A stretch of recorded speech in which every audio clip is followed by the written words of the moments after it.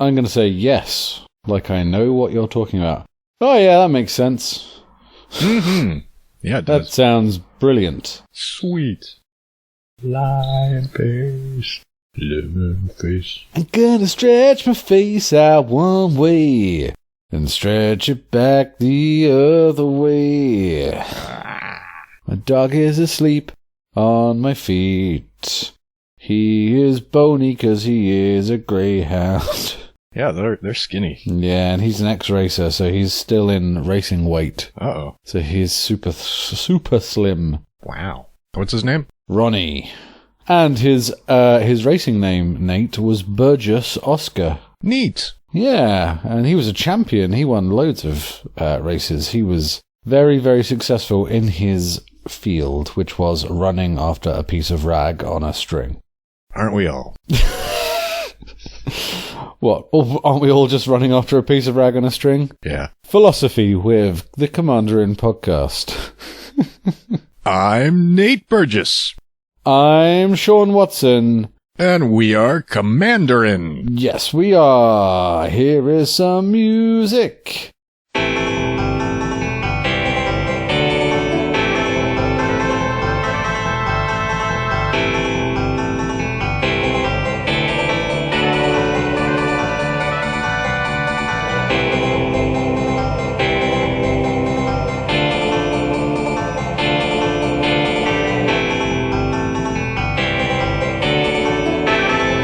Commanderin.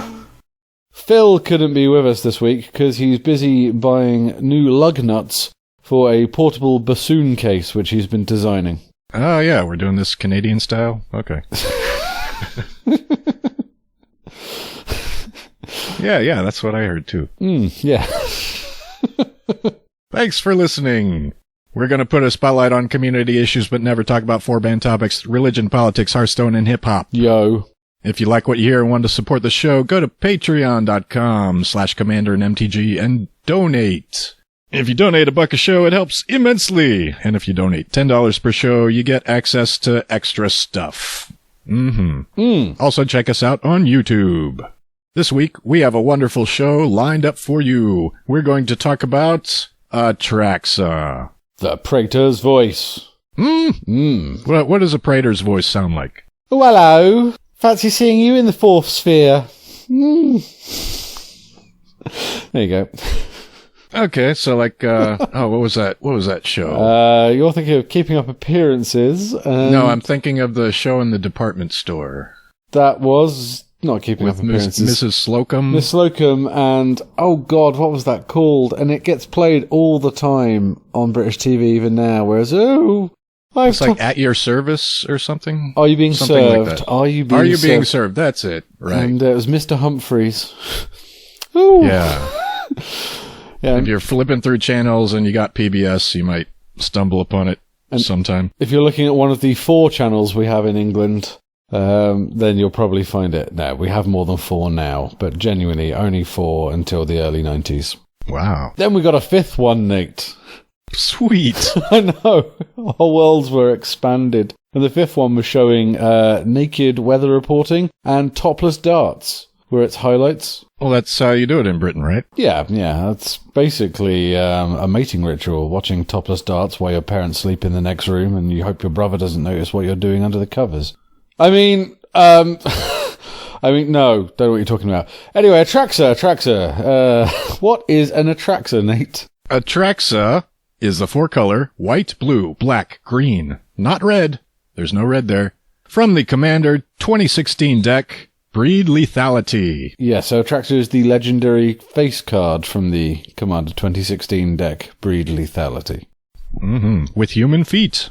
Yes, and a human chin. So both Sean and I have had a chance to play this deck. I liked mine so much I papered it out. Well, yeah, sure. Yeah. So this will hopefully be a practical dive into the deck. Here we go. But first, some news. So if you've been following along, I've been trying to find the perfect partner for Vial Smasher, the Fierce. And Jason Alt wrote an article on Gathering Magic this past week, and I think he's got it right. I think Ludovic Necro-Alchemist is the correct pairing for Vial Smasher, but then again, I like Grixis, so maybe that's just me. Yeah. Yeah. Also, this past weekend, I visited the San Francisco branch of the Lady Planeswalkers Society, and we all played a Plane Chase Commander game. And so I used the stock Atraxa Precon, but I used Ishai, Ojutai Dragonspeaker, and Rayhan, Last of the Abzan, as the partner commanders instead of Atraxa. How did that work out for you, Nate? I got 20 counters on Ishai, but the deck needs more trample. It really needs more trample, because Birds of Paradise stopped me from winning that game. Yeah. If I had drawn the Tusk Guard Captain, or the Elite Scale Guard, or maybe even the Champion of Lamholt, I would have been able to get through. If I had played Languish at the time, or Dune Blast, those are all the cards I just mentioned are already in the Precon, but I did not draw them. If I had, I would not have died that turn. Yeah, when someone plays Baleful Strix and you go, "Aww, man, 1/1 chump blocker with Death Touch, god damn it." So I too played some Plane Chase Commander. I used a tuned Veil of the Nightclad deck with all 9 ninjas that have ever been printed in the deck. So it was 100% ninja tribal. All right. And it was a really interesting variant of playing Commander. And I won the game by getting to Kamigawa, where whenever a creature left the battlefield, I could draw a card. Because that synergizes as well. Yeah, it's almost like it was the one that came in the Vela Knight of the Ninja Plane Chase deck back in 2012 when it was originally released. So I got there and won from that point. It's amazing what a Rite of Replication can do in a Vela the Nightclad deck. Yeah, I use that a lot. Yeah, it's a good one. And there's a Vela deck included in the Plane Chase Anthology, correct? Yeah, and in that deck you get most of the cool ninjas, including the Silent Blade Oni, which is not just a brilliant ninja, but one of the best Dimir creatures ever printed. Right. Easily. Does it let you cast things out of their hand? Yeah, he's a 6/5 that when he deals combat damage to a player, look at their hand and cast a spell out of it for free. Neat. Yeah. So I think Plane Chase Anthology is worth the money, especially if you can get it for like $120. I just think if you play in a regular steady group, all of you chip in a little bit of money, take one of the decks each, and then share the Plane Chase cards. I think it'd be very cool. That's a good idea. Yeah, I would do it. It works very well with Commander. It's good fun. Anyway, any other news? I don't think so. We do have some contest results coming up at some point. The signed deck boxes are in Phil's possession, and we've seen pictures, and we'll let Phil fill you in on that. Yes, fill you in. So, our main topic, Miss Atraxa Praetor's Voice. This is a great card. I'm going to read this one, Nate, because I'm so excited by it. Atraxa Praetor's Voice. 1 green, 1 white, 1 blue, 1 black, so redless. For a 4/4 legendary creature, Angel Horror. Flying, Vigilance, Death Touch, Lifelink. At the beginning of your end step, proliferate. And what that means, for anyone that doesn't know, is you choose any number of permanents and or players with counters on them of any kind, then give each another counter of that kind they already have. Does that work on poison counters? It does, because that is a counter that a player has. How about energy counters? It does, because that is a counter a player has. Experience counters? It does, because that is a counter a player has. Whoa. Note that if you're playing cards with suspend, that does not work, because suspended cards are not a permanent while they are suspended. No, they're not. Or they're not a counter on a player. They're something else. I guess they're in the exile zone, do they count as? I think so, yeah. Yeah. Yeah, they must be. I can't think where else they would be, because they don't sit on the stack, do they? So the precon out of the box is a pretty decent one. I think it's generally considered, of these 5 decks, the Commander 2016 decks, the most powerful straight out of the box. Would you agree with that, Nate? Yeah, I think the Atraxa deck works the best without additional tinkering. Yeah, and the one out of the box is based around the sort of straightforward synergy of +1/+1 counters and proliferating those counters on your creatures to make them all mahusive. Mm-hmm. So this commander has caused some discussion. I'm not going to say controversy, because controversy implies that it's, outrageous, but some discussion about its power level and how quote-unquote fun it is amongst our deck testers and playgroups in Patreon eyes.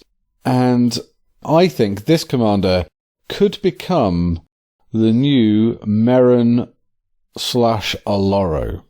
Now, you think it's going to be major popular? Yeah, so on EDH Rec, Atraxa is being viewed and brewed around nearly 2-1 more than any of the other Commander 2016 precons, with the exception of Breya, who is about 50 decks behind Atraxa on week. Obviously, I'm rounding up those numbers because they shift all the time, but that's roughly how it's been. So this begs us a question, Nate. Can Atraxa compete with Aloro, Age of Sessetic, and Merrin of Clan Neltoff as the single most brewed commander? Competing in popularity, it might get up there. Yeah, I think it might do, and I have a few reasons why. And I said this on our play testing group, and a couple of the Atraxa players, bearing in mind I'm one of them, got quite almost offended and had to defend their gal. So this isn't an insult. And this is the reason that Atraxa is going to do it. But I'm not even going to talk about Atraxa. I'm going to talk about Aloro and Merrin and the things that make them... Well, to understand the comparison between Atraxa and these two other commanders, we need to understand what makes these two commanders popular. So, should we quickly read Aloro and Merrin? Aloro, Ageless Ascetic 3, white, blue, black, legendary creature, giant soldier, 4/5. At the beginning of your upkeep, you gain 2 life if he's on the field. But if he's not on the field, if he's on the command zone, then you still gain the 2 life, so you don't even have to cast this guy. But if he is on the field, whenever you gain life, you may pay 1. If you do, draw a card, and each opponent loses 1 life. Merrin of Clan Neltoth, on the other hand. 2, black and green, legendary creature, human shaman, 3/4. Whenever another creature you control dies, you get an experience counter. They could be token creatures. It doesn't say non-tokens. At the beginning of your end step, choose a target creature card in your graveyard. If that card's converted mana cost is less than or equal to the number of experience counters you have, return it to the battlefield. Otherwise, return it to your hand. So we need to compare why these commanders are popular. So Point 1, both Aloro and Merrin are face cards in popular colour combinations in recent Commander Precon decks. Point 2, yes. Point 2, both Aloro and Merrin support strategies rather than have strategies support them. I think that's true for Aloro, but Merrin, you can build around her. I think you can build around Aloro as well, but you don't have to. Yeah, you don't have to think so much when you're playing him. Yeah, which brings me on to point 3, which is both Aloro and Merrin have multiple strategies that can be brewed around them. Aloro can support life gain, artifact tribal, Esper control, and Merrin supports value recursion, edict control if you want to go heavy black, Golgari toolbox type strategies. So I think Aloro is probably wider than Merrin on sort of strategies you can brew around, but I think you can take each of their decks in vastly different directions. Yes. Point 4. Both Aloro and Merrin function as excellent good stuff commanders. So can't be bothered to have a strategy? Just pick your favourite cards in those colours. And then the deck still works because you got the good cards. Yeah. And your commander isn't really essential. Yep. But if you want to play them, they'll help anyway. And if they die, meh. And point 5, which I think is an important point, is both Aloro and Merrin cost relatively little as regards dollar pounds to tune up to be a competitive deck. Yeah. Yeah, you can get decent competitive decks on a relatively low budget on both of these commanders. I think both of these commanders have been mentioned on the Commander's Brew podcast. And that is a $50 budget podcast. So, I would suggest that each and every one of these 5 points apply equally to Atraxa. Sure. And that's why I don't think these 5 points apply to every other commander. I think every single one of them applies to her, and she is the perfect commander for players that want to go deep into a single strategy and sort of really build around one of the aspects of what the commander can do. But it also equally appeals to the casual player who only wants like maybe one EDH deck. EDH is a format they don't play very often. They're maybe standard guys or they're a GP, and people say, oh, should we play some EDH between rounds? I want to whip a deck out. Atraxa is going to be very popular for that as well. I think Atraxa might become more popular because out of these 3 that we're talking about so far, she's really the only one that you want to attack with all the time. You can play more aggressively with Atraxa because she's got flying, death touch, lifelink, and vigilance. So, yeah, you don't mind smacking people in the face with her because she's probably getting through. Yeah, you're getting through somewhere, you're not tapping, so you can still leave her as a defender, and you're gaining life. But Marin, on the other hand, you're not really going to attack with her unless somebody's wide open, and Oloro's probably not even going to come into the battlefield. Yep, Oloro is going to sit in that command zone unless you desperately need to draw the cards. So I think Atraxa is going to possibly even dethrone the Big Dumb Giant or the Bedraggled Dragon Queen. If she doesn't dethrone them quickly, I think she's probably got a better chance than any other commander of getting Oloro off his seat or Marin away from her flaming voodoo skull. Oh, that's a pretty cool skull, though. Yeah, I think she's just a big fan of the ska punk band, the Voodoo Glow Skulls. Is that a real band, or are you just making stuff up? No, that's a real ska punk band. Okay. We have listeners that like ska punk because I mentioned the band Sublime on a tweet the other day and had some of our listeners talking about them. So yeah, Voodoo Glow Skulls is a real band. I'll take your word for it. So that's why, just as a side note for Atraxa, I think when people are saying, oh, this card's so powerful, it's so popular, we've seen really powerful commanders get printed before. Leovold, for example, Narset. I mean, they're popular, but they haven't automatically gone for the Oloro Marin throne. And I think Atraxa will. So anyway, moving on to my new deck. The Blessed Completion of Phyrexia. And that's using the Beatles spelling? That is using the Beatles spelling, yes. When these decks were announced, I surprised, I think, Phil, and we were going to talk about them and brew one each and talk about it. I didn't automatically go for the greenless deck. My love for Phyrexia is stronger than my hatred of green. So, I've never built an Infect deck. Really? I'd never built an Infect deck. Not once. I don't think it's a particularly strong strategy in our format. Well, what do you think now? I'm playing Infect slightly differently. So, this is a full Infect deck, but not in an aggro style. So the plan is to give every player a single poison counter quite early in the game, and then proliferate with a control shell to try and win. So either keep Atraxa out for 9 turns minimum, or try and proliferate a few other places and then keep Atraxa out as long as I can to keep the poison counters going up. I also run, I think, 10 Planeswalkers as a backup win con. Okay. Yeah, so it's sort of semi-Super Friends as well. And I've got a few cards that just dump +1/+1 counters on stuff, just because they're really kind of handy to have. So I'm kind of running the 3 main Atraxa strategies, but really looking at Infect with a backup Super Friends, although I'm not running Chain Veil. So I'm not going to talk about the Super Friends element now. Are you running the doubling season? I have doubling season and Deep Glow Skate, yes. Yes, of course. Yeah, because why not? Now, we can't poison people, Nate, without creatures that do Infect damage, can we? So, are you sure? I can't think of any way of giving everyone a poison counter without an Infect creature. I think there was a way to do that. I'm not running it if there is. Okay, keep talking and I'll look stuff up. So, the best way, the 2 best creatures for getting poison tokens on people quite quickly are Ichor Rats and Blighted Agent. Now, I'm not going to read through every card in this deck plan because, quite frankly, that's just 2 men reading cards.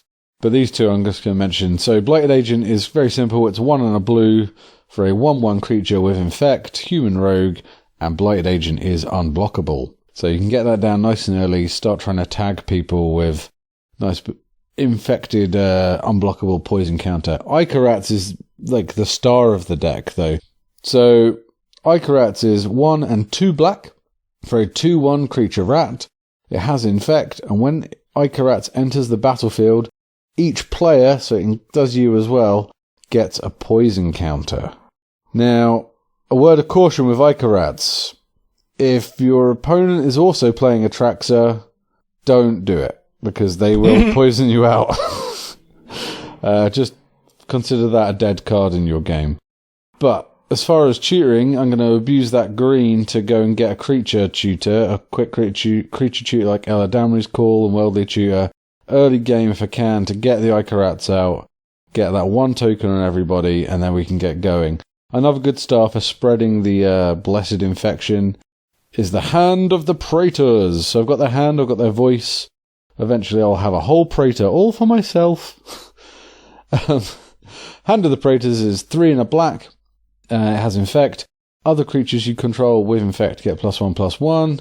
And whenever you cast a creature spell with infect, target player gets a poison counter. So if you've been unable to get through someone's defense, if you got the hand out, cast one of your little weenie infect creatures and it will tag someone with a poison counter so you can start proliferating the hell out of them.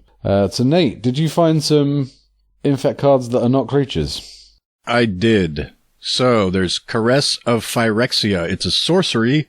Target player draws 3 cards, loses 3 life, and gets 3 poison counters. Ooh, okay. For 3 black. Decimator Web is an artifact. Costs 4, and you pay 4 and tap it. Target opponent loses 2 life, gets a poison counter, then mills 6 cards by putting the top 6 cards of the library into their graveyard. Relic Putrescence. 2 and a black. You enchant an artifact, and whenever that artifact becomes tapped, its controller gets a poison counter. Hey, you like that soul ring? That's a nice soul ring you got there. You want to tap it? There's Virulent Wound. For just a single black, it's an instant. Put a -1/1 counter on target creature. When that creature is put into a graveyard this turn, its controller gets a poison counter.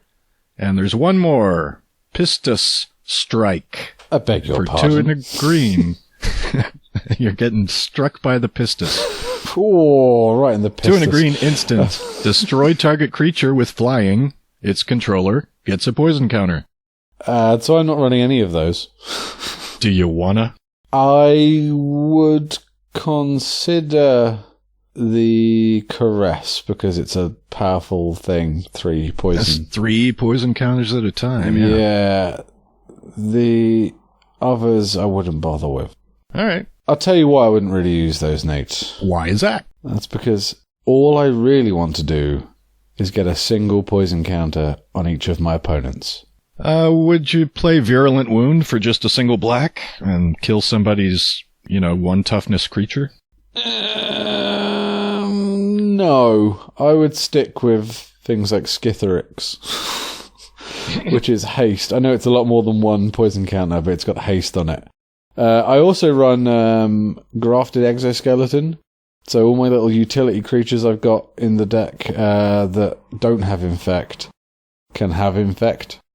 And occasionally having Atraxa as a 6/6 flying infector will, just kill someone. Right. Yeah. That Solemn Simulacrum is now dripping with poison. Yeah, and he's a 4/4 as well. So at worst you're going to draw a card because someone's going to block it and kill it, maybe. So everyone has now got a poison counter, Nate. Man. How best to spread the glory of Eleshnorn? Well, what's that proliferate keyword you were talking about? Yeah, so aside from Atraxa's proliferate, she is the most reliable proliferate engine I have because she's no investment. In fact, she's all upside. Once you've played her, you can just sit her there flying around saying, well, you can attack into me if you want, I'm going to kill something. And because it happens on your end step, that's quality. But there are some other ways of proliferating. There's the 2 Contagion artifacts. Contagion Clasp and Contagion Engine. Contagion Clasp is a 2-mana artifact. When it enters the battlefield, put a -1/-1 counter on target creature. Pay 4 mana, tap, proliferate. Boop. Yeah, it's a good one. And the -1/-1 counter, remember, you can proliferate that so people get additional -1/-1s. And Contagion Engine, 6 mana. When Contagion Engine enters the battlefield, put a -1/-1 counter on each creature target player controls. Oh, that's mean. Yeah, it's good because it gets past hexproof, because it targets the player. Mm-hmm. So you need Orbs of Warding or something to prevent that. Yeah. So it's a good one. And then you can pay 4 and tap it, proliferate, and then proliferate again. 2 proliferates. Yeah, it's good. For 4 mana. There's Inexorable Tide, which is a quality card. It's a blue enchantment for 3 and 2 blue. Whenever you cast a spell, proliferate. Now, I've ultimated a Tamiyo Field Researcher, chucked the Inexorable Tide out and killed everyone by just casting all my spells for free. One of my favourite cards in this deck is Tezzeret's Gambit, 3 and a Phyrexian blue, so it means you could pay 1 blue or 2 life. Draw 2 cards, then proliferate. Yeah, I think that one already comes in the pre-con. It is in the pre-con, it is, which I'll mention some other cards I've kept in there. Now, there is a very recent card which doesn't have the keyword proliferate on it, but you might want to consider for this deck. It's from Kaladesh, and it is Animation Module. It's a 1-drop artifact. Whenever 1 or more +1/+1 counters are placed on a permanent you control, you may pay 1 generic mana. If you do, you can create a 1/1 colourless servo artifact creature token. Now that's pretty good in this deck because you've got a bunch of planeswalkers, so you want to chump block them. But it also has pay 3 and tap it, choose a counter on a target permanent or player, give that permanent or player another counter of that kind. So it's a budget proliferate, but I've killed quite a few people with the animation module who I've just needed to get 1 more on them, and they've ignored it, dismissing it as a rubbish artifact for a lot of the game, and then it's just gone boop. Bye. Oh, you should have gone to the hospital, shouldn't you? Man. Do you use a unwinding clock to do that every turn? Perhaps I should, you know. It's not in the deck, but I'm running the Contagion engines as well. Yeah, it depends on how many artifacts you're running. Yeah, it might not be worth it. I am running a bunch of mana rocks, but I'm not sure I have that many mana sinks. Maybe I'll try it. So speaking of mana rocks, some quality cards from the pre-con that I left in. Astral Cornucopia. It's an artifact with XXX as its casting cost. Enters the battlefield with X charge counters on it, which means if you pay 3, you get 1 charge counter, 6, 2, 9, 3, etc.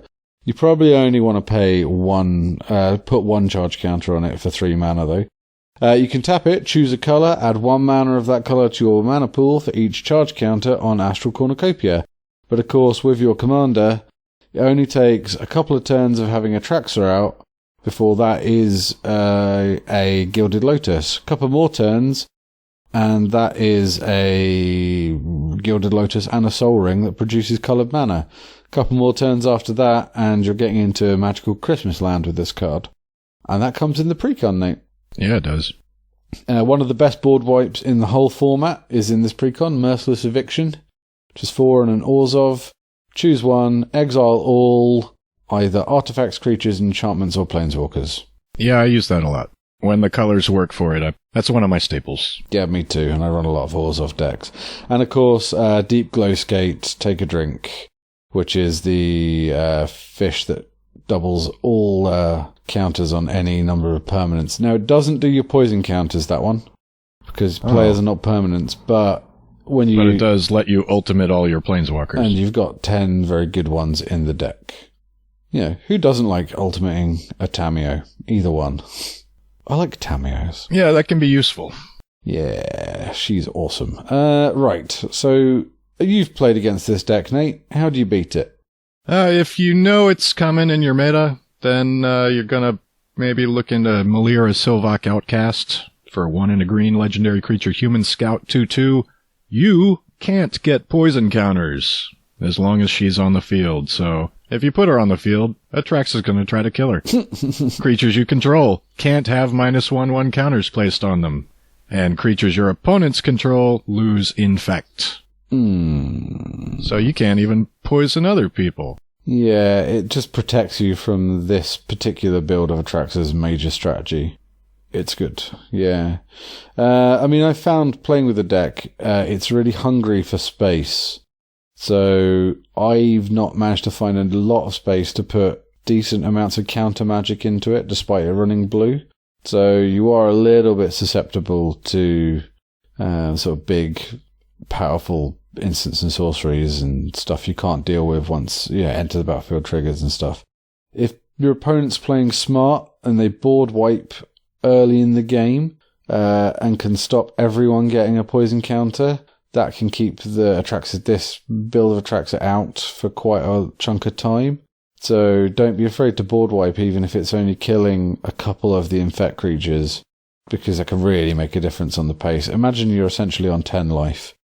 Failing that, the best way to stop this deck working is keep Atraxa in the command zone.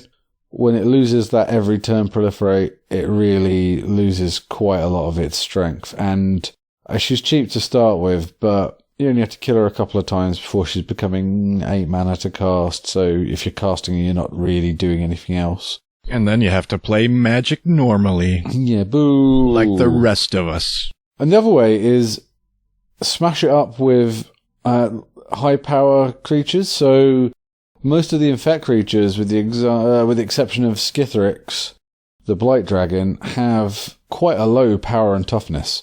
So like a decent Gruul, Smash Face, Trample, huge butted, huge attack creatures deck will beat it down fast. Even though it's kind of playing an aggro style, it's not the fastest aggro style, it's more like a control aggro style. So aggro will take it out. And no one else at that table is going to bother you while you're smashing the Atraxa player, or especially the Atraxa Infect player, in the face. Yeah, that's a public service. Yeah, they will just say, you go for it, Xenagod. You go for it. He goes, cheers, I'm having a party over here, guys.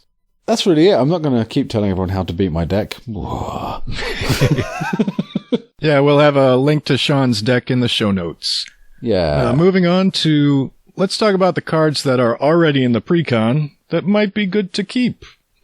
So all of these cards, I'm not going to read the whole cards, but all of the cards that I'm going to mention here, they all have the word counter or proliferate, and they come with the precon, and there's a lot of them. This is more for the +1/+1 counter strategy, which is a popular one for Atraxa. It is, yeah. It's mainly focusing on putting 1/1s on your creatures and making them bigger. So in enchantments, Hardened Scales. You can probably take a drink for that one. Bread for the Hunt. Cathar's Crusade. Definitely take a drink for that one. In the sorcery category, Sean already mentioned Tezzeret's Gambit. Now, for instance, there are Solidarity of Heroes. There is Inspiring Call. For artifacts, Sean mentioned Astral Cornucopia. And there's also Cauldron of Souls, which gives everything Persist. So if they die, they enter the battlefield with a -1/1 counter on it. Do you ever use that offensively? You can do in this deck. I used to run it. I discovered that card from listening to Josh over at the Command Zone podcast, and it went straight into my Maelstrom Wanderer deck. So I guess in Atraxa, yeah, you could say I'm going to give all your stuff. But I guess it's already dying anyway if it's got Persist. I don't know. Not sure. Yeah. Well, if you yourself are using a lot of creatures with enter the battlefield effects, then Cauldron of Souls Persist makes them enter the battlefield again. Yep. If somebody board wipes. Boop. Creatures. Let's keep most of these. How about Thrumming Bird that proliferates? Scavenging Ooze can get a counter by exiling creatures out of people's graveyards. Tusk Guard Captain gives all your creatures trample if they have a +1/1 counter on them. Champion of Lamholt gets counters by itself if you play more creatures. Yeah, it's a good power. Creatures with power less than Champion of Lamholt's power can't block creatures you control. I had a fun time with this card by copying Nick's Champion of Lamholt and then doing a kicked right of replication on his Hornet Queen. And I had parallel lives out, so I think I got 90 counters on Champion of Lamholt. So, Rayhan Last of the Abzan, it's one of the partners. Vorel of the Hulklade, just doubles counters on things. Crystalline Crawler is a creature that you can convert its counters into mana. Forgotten Ancient gets counters whenever anybody plays a spell, and it can dump all the counters on somebody else. Yeah, I left that one in my Infect deck. Mm-hmm. Yeah. Ishai, Ojutai Dragon Speaker, it's a pretty effective Voltron commander if you can get some trample on it, or make it unblockable, which you have the colors to do. Corpsejack Menace doubles +1/1 counters that go on creatures. Fathom Mage. Fathom Mage, it evolves, and every time it gets a +1/+1 counter, you draw a card. Oh, yeah. Yeah, I have a cool Japanese one of those. Master Biomancer gives all your creatures free counters when they come into the battlefield. Yep. Elite Scale Guard. Elite Scale Guard is a creature that whenever a creature you control with a +1/1 counter on it attacks, you get to tap target creature defending player controls. Nice. Deep Glow Skates, we've talked about that a bunch. Colonian Hydra is a Hydra that doubles its counters. Juniper Order Ranger. And Gave, Guru of Spores. Guru of Spores. It's officially Gave, we found out. Yeah. Yeah, and we talked about that in our Big Tokens episode, our very first Big Tokens episode. Yeah, we did. So now, some cards that are not already in the precon, that still have a +1/1 creature focus. So if you sneak over to Saskia's deck, we strip it for parts. Take the Managorger Hydra, take the Mycoloth, take the Primeval Protector. All of those have something to do with +1/1 counters. They do, sorry. The Mycoloth's excellent with its Devour too. Can I recommend a subsection on this category? If you're doing the +1/+1 counters deck, you need to get stuff through for attack. So I think you need to look at a section of stuff which makes everything unblockable effectively. Yeah, the Tuskguard Captain will give them trample, and the Elite Scale Guard will tap down the defenders. You have blue, so I highly recommend Sun Quan, Lord of Wu. Oh. Gives all your stuff horsemanship. If you ever wanted to watch a giant Hydra riding a tiny horse. And Archetype of Imagination, which is effectively the same card. Which gives all your stuff flying, but removes flying from all your opponent's creatures as well. So we need some spiders with reach. Yar, that's the only way around that one. They won't get past Sun Quan though. Yeah, I look at all these things and think they need to connect when they swing, and there's a good way. So there are some lands that will add counters to your creatures. Orin Reef the Vastwood, it comes in tapped. You can tap it for a green, or you can tap it to put a +1/1 counter on each green creature that entered the battlefield this turn. Very nice. It doesn't have to be your turn, but it helps if it is. What if I don't play a lot of green creatures? Is there any way I can put it on just each creature I can control, Nate?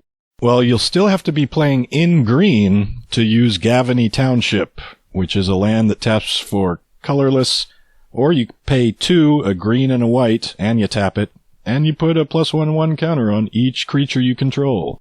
That's a very powerful card, the Township. Very, very good. Yeah. So, counter-based card draw and ramp. Such a thing does exist. So, Armorcraft Judge lets you draw a card for each creature you control with a +1/+1 counter on it when it enters the battlefield. Gyre Sage, which has Evolve. Tap, add a green to your mana pool for each +1/+1 counter on Gyre Sage. That can go nuts. Do you have that in your deck? I'm not running it. I just ran Rocks, to be honest. Okay. Yeah, or I think I might have cut it and put in just a Kadama's Reach. Something like that. Sure. Fertilid, a very good one. 2 and a green for a 0/0 creature elemental. Fertilid enters the battlefield with 2 +1/+1 counters on it, and you can pay 1 of the green to remove a +1/+1 counter. Target player searches his or her library for a basic land card and puts it onto the battlefield tapped, then shuffles their library. That seems good in a 4-color deck. It seems excellent in a 4-color deck where you're going to get to use it once every turn, effectively, without it ever dying. You also have Chasm Skulker, so this doesn't let you draw cards, but it does let you abuse the fact that you're going to be drawing lots of cards because you're in blue. Whenever you draw a card, put a +1/+1 counter on the Chasm Skulker, and when the Skulker dies, you create X blue 1/1 squid creature tokens with Island Walk, where X is the number of +1/+1 counters on Chasm Skulker. And luckily, blue is quite a popular colour in our format, so that Island Walk becomes quite relevant, yeah. Realm Seekers, I won't read the entirety of, but it's an underrated card from Conspiracy and has been reprinted in this deck. Oh, it's been reprinted in the Kainos and Tiro deck. Both Chasm Skulker and Realm Seekers. Yeah, sorry, not this deck, this set. Yeah.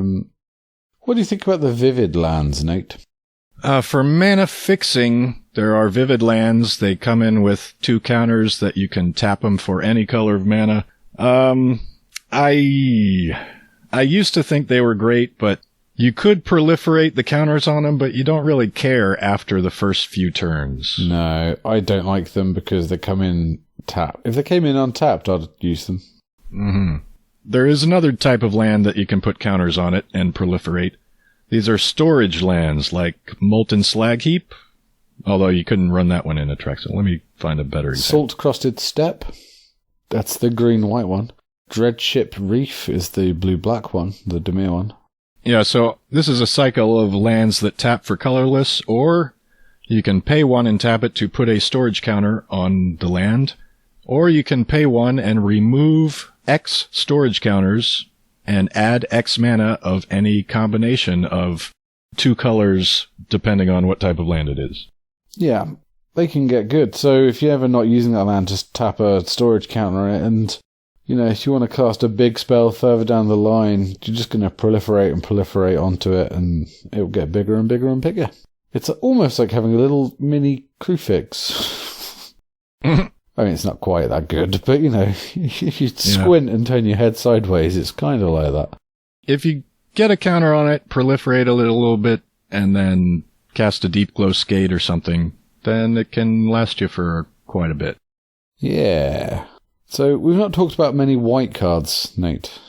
Yeah, let's move on to the category where you put a counter on all of your creatures. Mikaeus the Lunarch.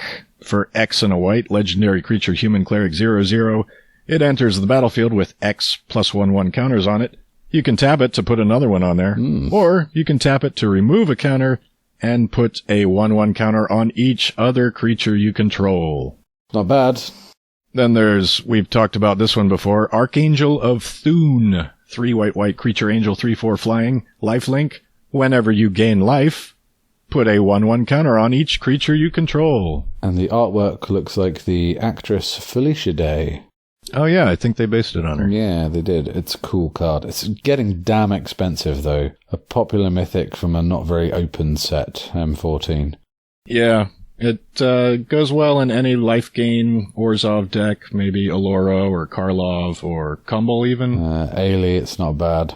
There is Patron of the Valiant. 3 white creature angel, 4/4 flying. When it enters the battlefield, put a +1/1 counter on each creature you control that already has a +1/1 counter on it. Yeah, I don't know. It's a bit win more, that one. Yeah, and if you want to do it in green, there's Renegade Krasis,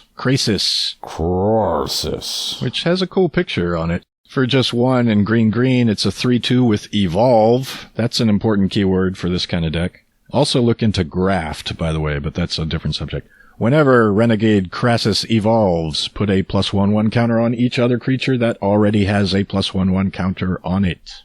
Yeah, nice. Very nice. Double up your evolve triggers. Not just your evolve, but yeah, Yeah, so in addition to Evolve and Graft, which are mostly in green or Simic, there is Bolster. Do you use Bolster? I think I'm running Dragonlore Dromoka the Eternal, because Dromoka the Eternal attacks with one of my infect creatures and gives it +2/+2.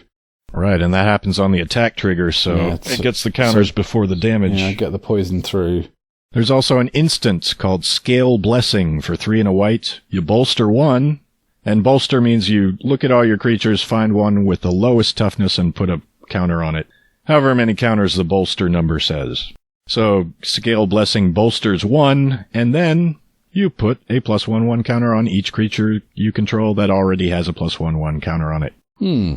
I think if the focus of your deck is heavy on +1/1 creature counters instead of the other themes we're talking about, like Infect, or we're going to get into Planeswalkers later, you might do better with Ishai and Rayhan as the partners in the command zone, and you put Atraxa in the 98. And you might draw less Atraxa-related hate by doing that as well. Ishai is so underrated. Yeah, he gets big fast. If you played with a Taurian Mauler or a Forgotten Ancient or a Managorge Hydra, then you have an idea of what Ishai is going to do. With commander damage, even. Yeah, he only needs to get to 21. Well, he's 1/1 starts. You only need 20 tokens on him, which sounds a lot, but actually you can get quite easily in Ishai Rayhan sort of combo. Yeah, and if you're familiar with the modular keyword, that's basically what Rayhan does, except it's not restricted to artifacts. Yeah, Rayhan's really good. Really, really, really good. You got a few combat trick things here. Yeah, there are some creatures that, if your other creatures have counters on them, this gives them extra combat abilities. I mentioned Tusk Guard Captain. Each creature you control with a +1/1 counter has trample. I could have used that one. Abzan Falconer does the same thing with flying, but both Atraxa and Ishai already have flying, so I don't know if you want to use that. Now there's Einok Bondkin for 1 and a white. Creature Hound Soldier 2/1. It's got Outlast. I don't care about that. Each creature you control with a +1/1 counter on it has First Strike, which Atraxa already has Death Touch, so yeah, if you have Atraxa being vigilant and never tapping when she attacks, then you have a blocker that's going to kill anything. This next one's one of my favourite cards like this. Then there's Abzan Battle Priest, 3 and a white, creature human cleric 3/2. Each creature you control with a +1/1 counter on it has lifelink, and it's got Outlast as well. That can save you, especially as your creatures are going to be pretty big. Yeah, and if, in case everyone's punching you because you're playing Atraxa. Yeah, which they do. Then there's Battlefront Krushak for 4 and a green, creature beast. It cannot be blocked by more than one creature, so it's like an inverse menace. And it does the same thing for each other creature you control with a +1/1 counter on it. So they can't multiple block your creatures. That's alright, I guess. Yeah, if you're already using a lot of trample, it gets more effective. Moving on. Moving on for some funky weird things to do with counters. Hey, what if you don't want to take any combat damage? How about Spike Weaver for 2 and green? It's a 0/0 that comes into play with 3 counters. You can pay 2 to remove a counter from it and put a 1/1 counter on target creature, or you can pay 1, remove a +1/1 counter from Spike Weaver, prevent all damage that would be dealt this turn. So if you have Atraxa and a Spike Weaver, and you're proliferating those counters, you can not take damage. A lot. A lot. Unless multiple opponents are attacking you, which they probably will. And I know we've mentioned this card before, but it is a slug with the head of a spider, which is literally a creature from my very nightmares put onto a card. Ooh. Yeah, you gotta team up those nightmares. God, if all it needed would be centipede legs as well, and I have a deathly fear of centipedes. Ugh, God. Yeah. Ugh. Now I know what my next theme deck will be. We can say, no, I know what I'm sending you in the post for Christmas. A box of dead centipedes. A box from Nate? What could it be? Could it be some cool new Demik? As the yellow-headed Chinese centipede launches at his face. Yeah, spring-loaded. Like those cans of peanuts, We're now with real centipedes. There's a new card here. What does this one do? Selfless Squire. 3 and a white, creature human soldier 1/1. With flash, surprise! When it enters the battlefield, prevent all damage that would be dealt to you this turn. And whenever damage that would be dealt to you is prevented, put that many counters on Selfless Squire. Very nice. So it works once and can get big if somebody really, really punches you. Really hurts. There is, of course, the Hangerback Walker, if you want to create a bunch of Thopters. Basically does what the Chasm Skulker was doing before. So it doesn't do when you draw cards, but you put tokens on him, and when it dies, it explodes into a whole bunch of hard-to-block creatures. Yeah, it turns all its counters into Thopter tokens. Yeah, that's a good one. Does Brea use this? Brea does use this because Brea likes to abuse those Thopters, yeah. She is the Thopter queen. Yep, young and sweet, only 17,000 years old, because if you're made of Ethereum, you're immortal. Yeah, she doesn't look like she has internal organs to worry about. No, don't need to worry about kidney failure if your kidneys have been put in a dish and replaced with metal shards. Trust me, I know. Mm-hmm. yeah, you do? Oh.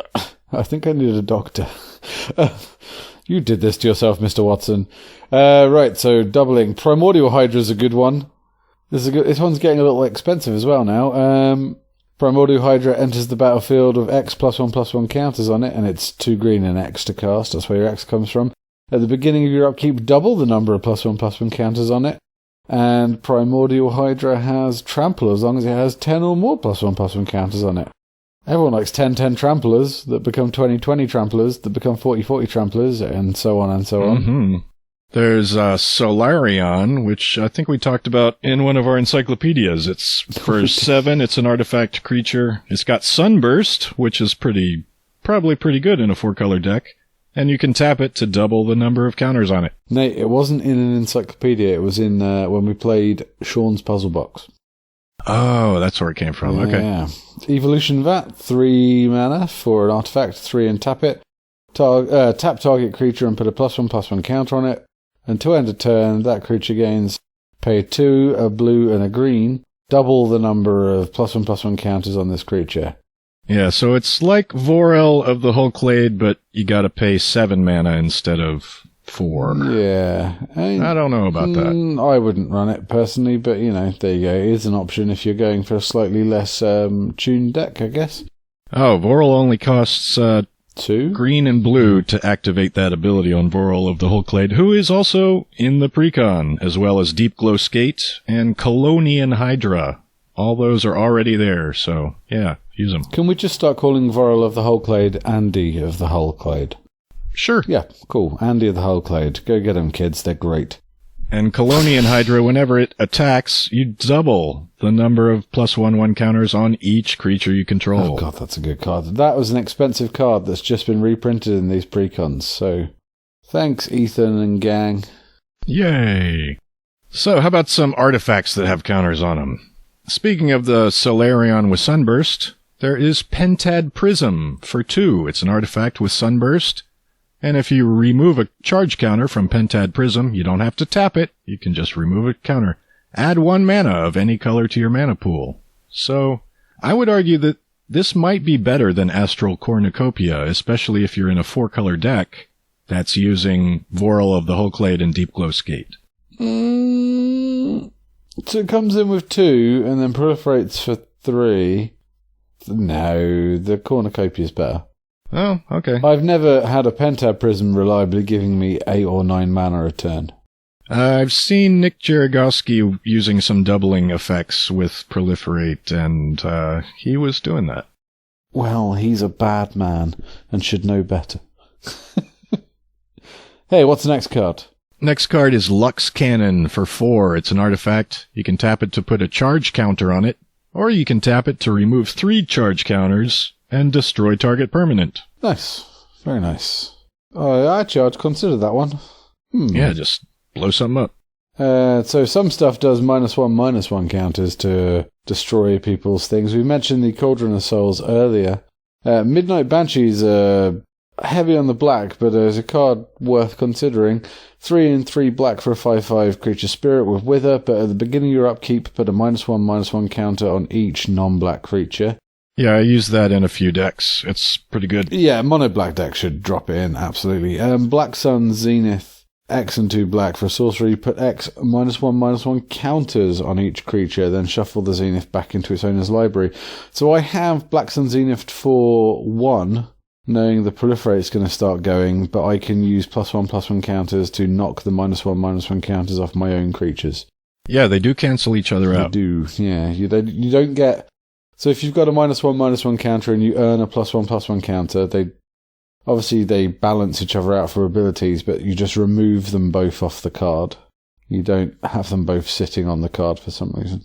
Yeah, the Atraxa precon does come with Languish, which for 2 and black, all creatures get -4/-4 until end of turn, but I would swap that out for Black Sun Zenith, because then you can put 3 -1/1 counters and then proliferate selectively, and then you don't kill your Atraxa. Yep.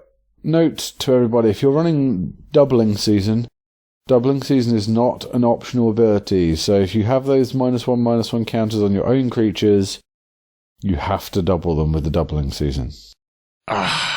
Yeah, so Cauldron of Souls and Doubling Season is not going to be as fun a time for you. No. So, Sean has already talked about the Infect focus of his deck, and if you go back in our archives of Commanderin and listen to episode 25, we talk about Azuri Claw of Progress, and I had a build specifically with the focus on Infect. You might put Azuri in your Atraxa build, maybe, maybe not. And also in that episode, we talk about Karlov of the Ghost Council, which also could be relevant in Atraxa builds if you're gaining life. Hey, Atraxa has lifelink, doesn't she? Yeah, she does. She absolutely does. Yep.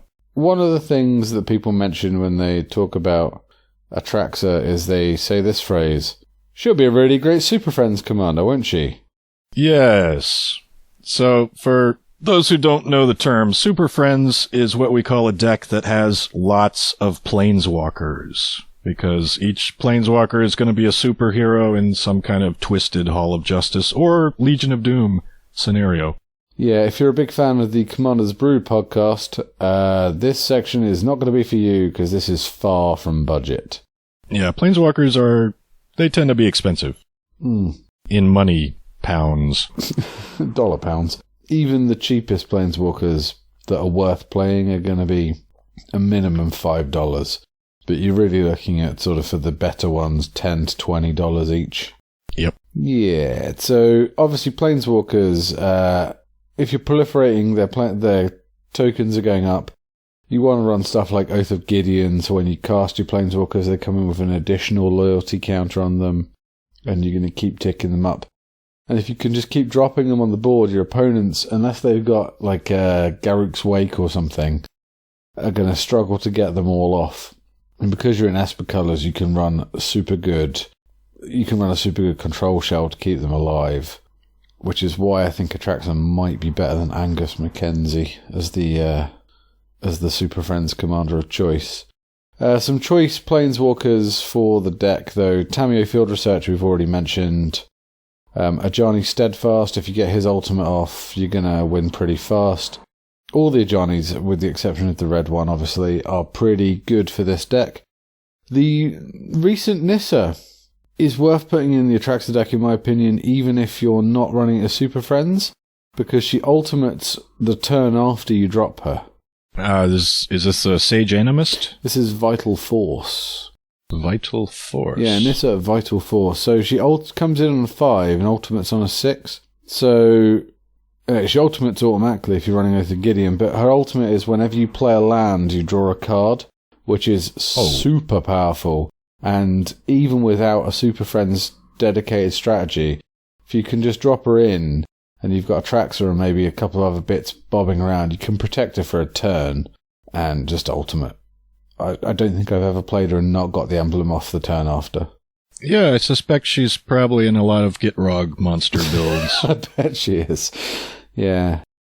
Ugins and stuff. Like, Super Friends we've spoken about before. The Nissa Voice of Zendikar, okay. Gives you plant tokens. Well, it's her -2 ability that puts a +1/1 counter on each creature you control. Yeah, that's good. And Ajani Steadfast will do the same thing and put a loyalty counter on each other planeswalker you control. Yes. As I say, all the Ajanis are excellent. Nate's got a section here called Janky Feel Bad Wins. Yes, I think that's accurate. I agreed. So, a card I desperately hate, but you normally see it in Azuri Claw of Progress, is Sage of Hours. 1 in the blue for 1/1 wizard with heroic, which is whenever you cast a spell that targets him, you put a +1/+1 counter on him. You remove all +1/+1 counters from Sage of Hours. For each 5 counters removed this way, take an extra turn off this one. With Azuri, that just goes infinite. Yep. Hey, I got 2 mana infinite turns. GG, guys. But in Atraxa, you can get... it would take a bit of work. Take a bit of work, but you're going to get turns quite often, so it might be worth chucking it in. As Elocutors, I thought about running. Nate, I bet you did. Please read this one. It's a stupid card. Okay, for 3 and 2 of these hybrid white-blue manas, Azor's Elocutors is a creature human advisor for 3/5, power and toughness. At the beginning of your upkeep, put a filibuster counter. These guys love to talk. Then, if it has 5 or more filibuster counters on it, you win the game. And whenever a source deals damage to you, the player, remove a filibuster counter. Yeah, then there's the 2 stacks ones. So Smokestack and Tangle Wire. They are artifacts with counters, and nobody likes playing against them. They switch off everyone's ability to play Magic. Yeah, I ordered a Tangle Wire. I didn't ever play with it. The one I ordered, I didn't order it specifically, but it was signed by the original artist. Oh, it was very nice. So they must have had a surplus back at the Magic Madhouse, which is where I ordered it from. They sent me an autographed one. There you go. I might give it away as a prize because I'm never going to put it in a deck. So we opened up to our Patroni group some questions about Atraxa because she's a much discussed commander. We're going to relatively quick fire these. Andy Bentley asks, how abusable is Atraxa in the 99? And how would she be best used in a Josh Lee Kwai style make everything 5 colors deck? I've thought about a 5-color deck with 1 or more of these Commander 16 commanders. I think Atraxa is decent enough to just throw in there, and probably Saskia too. Didn't think of Saskia. I wouldn't bother with Breya. Yeah, Breya requires a lot of support, I think. Breya is the opposite of Atraxa in that the deck is built around her rather than she is in the deck, which is built around itself. Andy also asks, how political is Atraxa? Can you give counters to other people? I'm going to take this one. I think there is a potential for a group hug Atraxa build. Now, okay, take some convincing to do it, and say to people, no, this is group hug Atraxa. She does have... I don't believe you. She does have Bant in her colours, which is the... I guess before Caneus and Tiro is the group hug colour combination with Feldergriff and stuff. So I think if you've got more ways of giving your opponent stuff +1/+1s and you're trying to just keep people off you, yeah, I think if you're a bit silver-tongued, you could do it. Yeah, you gotta be diplomatic as hell. And it has to be a play group that knows that you're not just going to go, Skitherix, you're dead. Oh. Ta-da! Ta-da! Okay, so last question from Andy. Also, what do you find is a difficult deck to play against with Atraxa, other than Malira Silvark Outcast? I think I answered this before, I think. The Gruul fast aggro punch you in the face decks. Like an Angry Omnath with tokens just hitting you? Yeah, it's anything that's just going to circumvent sort of your ability to... Yeah, anything that's just fast and just bam in your face is going to be a real struggle for Atraxa to play against. And that comes back to almost classic style control versus aggro from Standard. There you go.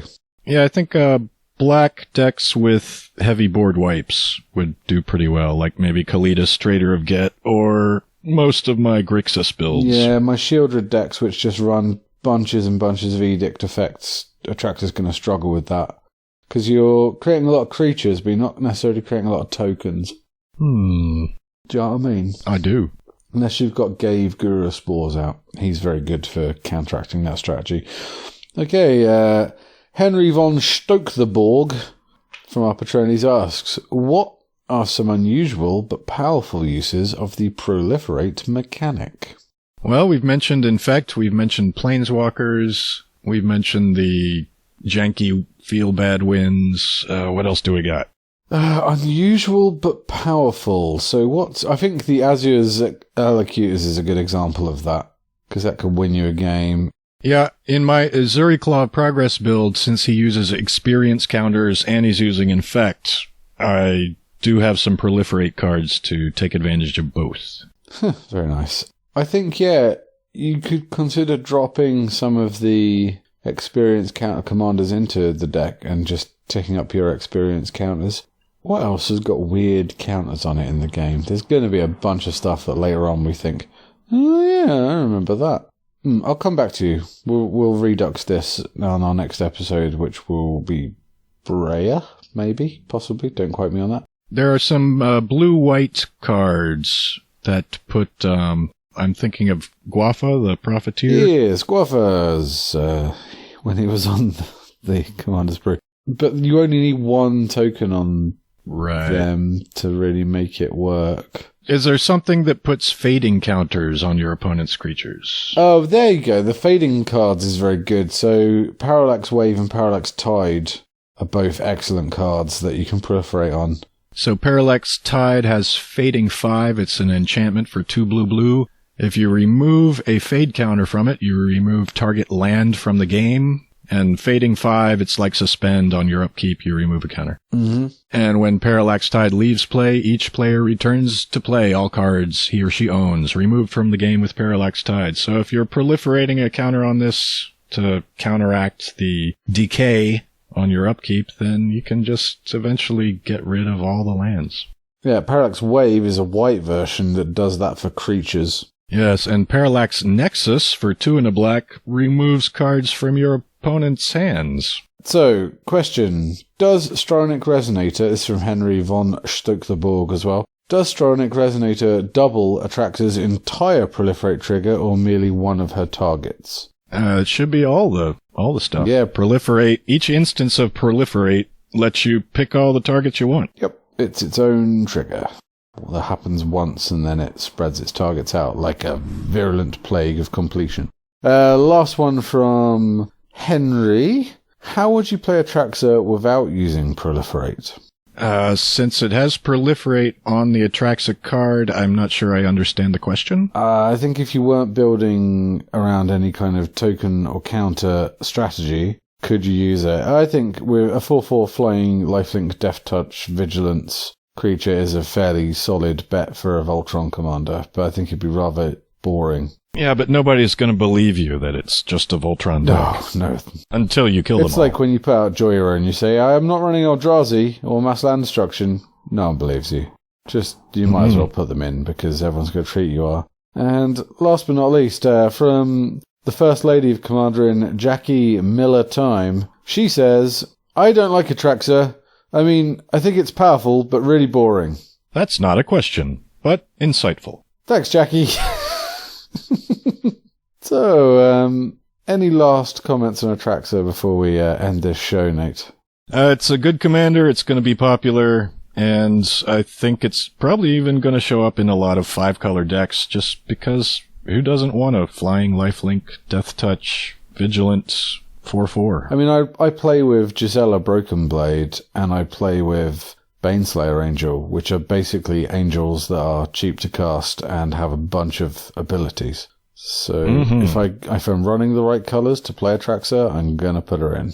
Would you play Odric Lunarch Marshal in your Atraxa deck to give all the rest of your creatures flying lifelink Death Touch and Vigilance? I've not. I think Henry Stuckenborg does.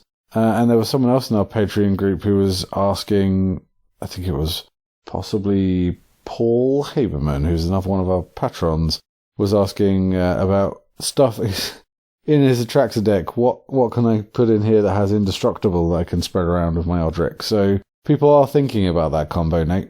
Great. Yay! So, thanks for hanging out with us, gang. If you want to support our podcast and all the good things that we like to stick right in your ears, head over to patreon.com/commanderin.mtg and you can give us $1 a show. And if you donate $10 per episode, you can do other cool things with us and get access to our early content and some exclusive content that Nate is normally responsible in creating. Or just give us a 5-star review on iTunes. And subscribe to our YouTube and like our videos. Yeah, that is good. We love our... Sometimes there's actual video. That's true. Yeah. We love our listeners, especially, you listening right now. Yeah, we love you the most. We're incredibly grateful to you and all our patrons. So come and get your gratitude and influence, especially like Jackie Miller, who asked some questions. That wasn't a question, Jackie. Henry Stuckenberg, who I think we might have mentioned last week, but asked a load of questions. And Andy Bentley again, because he also asked a bunch of questions this week. Our theme song was created for the podcast by... Nate Burgess. It was. Our logo was created for the podcast by mrpicto.co.uk with assistance from Kelly DeLuca. Our special thanks go to tech whizzes Jessie, Thomson and Graham Frank, and to Justin for his server space. You can reach us by going to our website, commanderin.mtg.com. Our email is cast@commanderin.mtg.com. You can find us on all the social media by searching for us at commanderin.mtg.com or commanderin.mtg.podcast. Individually on Twitter, you are... At Mr. Plorg. And you are... I am at Copain26. And Phil is... He's at Ketjack, with a K and another K. And a J, and an E and a T, and an A. Not in that order. And Nate, could you do us the honours? And that's our show. Yes. Music, music, music, music. I'm gonna stop the record now.